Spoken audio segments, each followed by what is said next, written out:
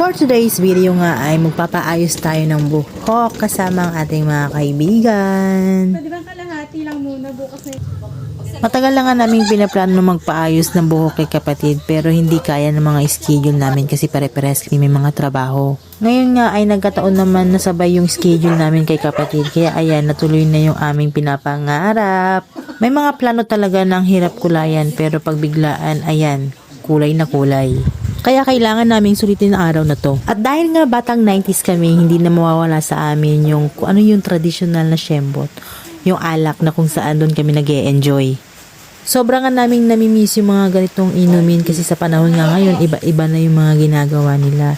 Pero iba pa rin talaga yung tinitimpla namin mga batang 90s. Lang yan ha. Cheers!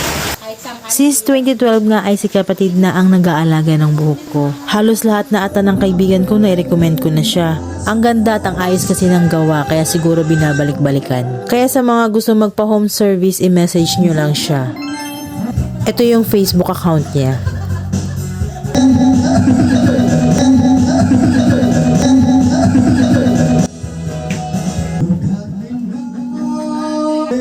Pag may mga kaibigan kang magaganda ang boses, for sure maganda na rin ang boses mo, Charis.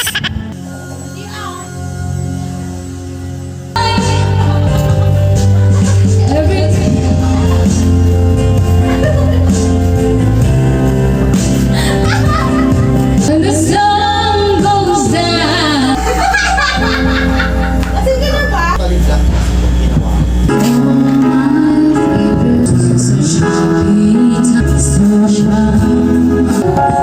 Ganito nga ang epekto ng alak sa amin tuwing nakakainom kami ng shembot.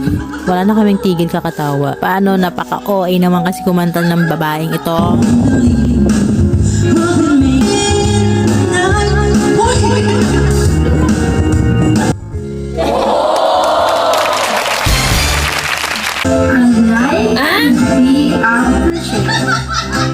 Sa sobrang pag-e-enjoy nga namin ngayong araw na to, hindi na namin namamalayan na gabi na pala. Walang uuwing hindi lasing. Uy, hindi ganon. After ngang matapos yung hair ko, meron pang isang hirit. Kaya sa mga may gusto na makatikim ng shembot namin, free po kami. Charing!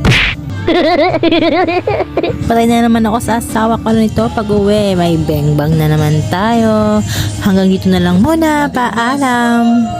Good night and goodbye!